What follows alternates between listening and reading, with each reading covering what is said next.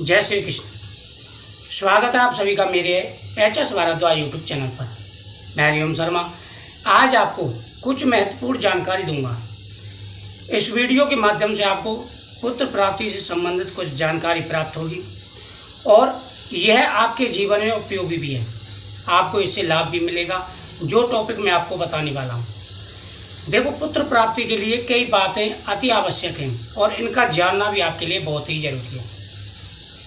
सबसे पहले आप एक धारणा रखें, मन में कहते हैं कि जैसे हमारा मन हो उसी प्रकार से हमारे शरीर के अंदर विकार बनते हैं। हमारे शरीर के अंदर जो है हार्मोन्स बनते हैं।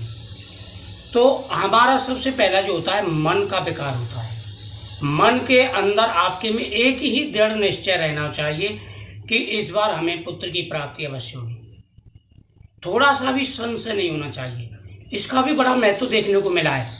जो गर्भवती महिला शुरुआत से ही कंसीव के समय से ही अपने मन में एक धारणा रखती है कि इस बार मुझे पुत्र ही होगा, संतान प्राप्ति के लिए ट्राई करते समय भी मन में यही भावना रहती है कि इस बार पुत्र अवश्य होगा, तो जिस समय वह रिलेशन बनाते हैं और मियाँ बीवी यानी पति पत्नी दोनों के मन में विचार रहते हैं कि इस बार हमें पुत्र ही होगा, तो अवश्य ही उनको पुत्र की प्राप्ति होती है।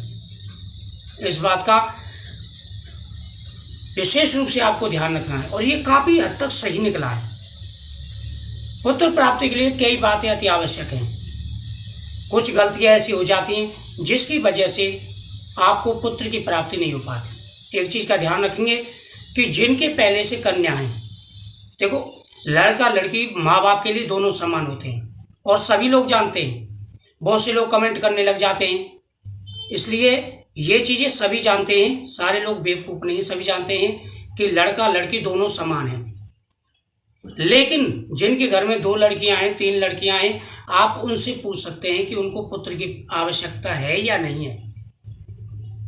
जिनके पहले से ही पुत्र हैं उन्हें तो कोई आवश्यकता नहीं है, लेकिन जिनके पहले से कन्या हैं और जो कन्याएं बड़ी समझदार हो गई हैं, तो वह भाई के लिए अपने माँ बाप से कहती हैं कि काश हमारा भी कोई एक भाई होता। तो इसलिए मेरी यही कोशिश रहती है कि जिनके पहले से कन्या है उनको पुत्र की प्राप्ति अवश्य हो। वंश वृद्धि के लिए भी पुत्र की प्राप्ति अति आवश्यक है। पितृ ऋण से मुक्ति के लिए भी पुत्र की आवश्यकता है। वैसे लड़का लड़की समान है, कोई भेद नहीं है। माँ बाप के लिए दोनों समान होते हैं। उतना कष्ट बेटे की पोत को माँ को होता है, उतना ही कष्ट बेटी की पोत को भी होता है। यानी समान कष्ट होता है पुत्र पुत्री के समय पर, लेकिन हर चीज़ की आवश्यकता होती है। आज मैं आपको कुछ लक्षण बताऊंगा। देखो, सबसे पहले आप जब भी ट्राई करते हैं, कंसीव करते हैं, तो उस समय आपके मन में विचार रहना चाहिए पुत्र प्राप्ति के लिए। जब भी आप ट्राई कर रहे हैं कि आपके मन में यही विचार हो कि प्रभु इस बार हमें पुत्र की प्राप्ति हो। प्रतिदिन सुबह उठते ही आपको भगवान का धन्यवाद करना चाहिए और दोनों हाथों को देखते हुए उसके बाद में भगवान कृष्ण की बाल रूप की आप फोटो लगा लें। मूर्ति बेडरूम में नहीं लगाई जाती, आप बचपन की भगवान कृष्ण की एक फोटो लगा लें और प्रतिदिन उसका आपको दर्शन करना है। पहले महीने से लेकर के 3rd महीने तक आपको बैंगन, आलू और घिया, देखो एक चीज़ का ध्यान रखेंगे, सुबह के समय गर्भवती महिला जो कच्ची घिया होता है, लौकी जिसे हम बोलते हैं घिया, उसका अंदर का जो हिस्सा होता है, गुदा जो होता है, थोड़ा सा लेकर के सुबह के समय खाली पेट जरूर खाया करें। इससे बहुत ही ज़्यादा प्रभाव देखने को मिला है और पुत्र प्राप्ति के चांसेस बन जाते हैं। वही आप गाय का दूध पीना है, जो मैंने पहले वीडियो में भी आपको बताया था। प्रतिदिन इसका सेवन करना है और कुछ दिन लगातार। ये आप कंसीव से पहले भी खा सकते हैं। गेहूँ जो होते हैं उनको भिगो के रख दें और सुबह उसको पीस करके उसका जो सत निकलता है, उसका जो रस निकलता है, उसका हलवा कुछ दिन आप खाएं।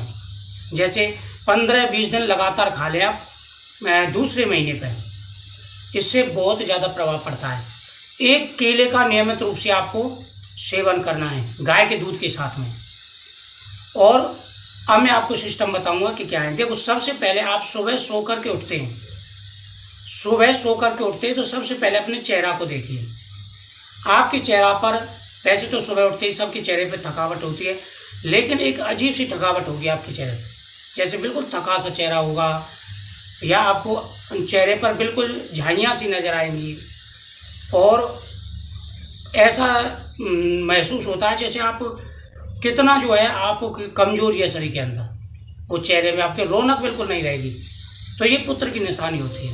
वही अगर आप सुबह सो करके उठते हो, चेहरे को देखते हो तो एकदम खिलावट महसूस होती है चेहरे पर, तो वह लड़की की निशानी होती है। दूसरा जो होता है, सबसे मेन चीज़ होती है कि गर्भवती महिला को नींद नहीं आती। जो पुत्र अगर आपके गर्भ में होगा तो आपको नींद बहुत ही कम आएगी और भूख ज़्यादा लगेगी, आप बार बार कुछ ना कुछ खाओगे। तो ये भी एक निशानी होती है, इससे भी आप अंदाज लगा सकते हैं। पुत्र की पोत को ध्यान रखें, पुत्र की पोत को टूणी से नीचे गहरी लाइन होती है जो बिल्कुल काली होगी, और टूणी भी जो है आपको बाहर की तरफ निकली हुई होगी, तो यह भी पुत्र की निशानी होती है। वही महिला वहीं करवट लेकर के सोती हैं, उनको इस तरफ सोने में सुकून महसूस होता है, तो वह भी पुत्र की निशानी ही होती है। कई सारी निशानियाँ होती हैं, आप अंदाज लगा सकते हैं। पहले आपकी लड़की थी तो उससे सिस्टम थोड़े अलग होंगे, चेंजेस नज़र आएगा आपको इस बार। और एक निशानी भी होती है कि 5वें या 6ठे महीने पर, चौथे या 5वें महीने पर बच्चा पेट में हलचल करता है, तो आप अंदाज लगा सकते हैं कि आपके घर में लड़का है। कई सारी ऐसी चीज़ें होती हैं। स्वप्न संकेत से भी नजर आते हैं। देखो, अगर आपको इमली या खटाई स्वप्न में नजर आती है तो इससे आप अंदाज लगा सकते हैं कि पुत्र सुख आपको मिलने वाला है। वही अगर आप आम का वृक्ष देखते हैं और उस पर आम लगे हुए देखते हैं, तब भी आप पुत्र प्राप्ति के लिए अनुमान लगा सकते हैं। आपको अगर यह महसूस हो सुबह के समय कि आपको कोई आशीर्वाद दे रहा है, आप भगवान शिव की पूजा कर रहे हैं, या झोली में हम नारियल ले रहे हैं, आम का फल ले रहे हैं, अमरूद ले रहे हैं, तो भी आप पुत्र प्राप्ति का अंदाज लगा सकते हैं। पुत्र प्राप्ति के लिए नियमित रूप से खान पान, समतिथि समदिन का विशेष रूप से विचार, ध्यान रखना, इन सारी चीज़ों का आपको ध्यान रखना है।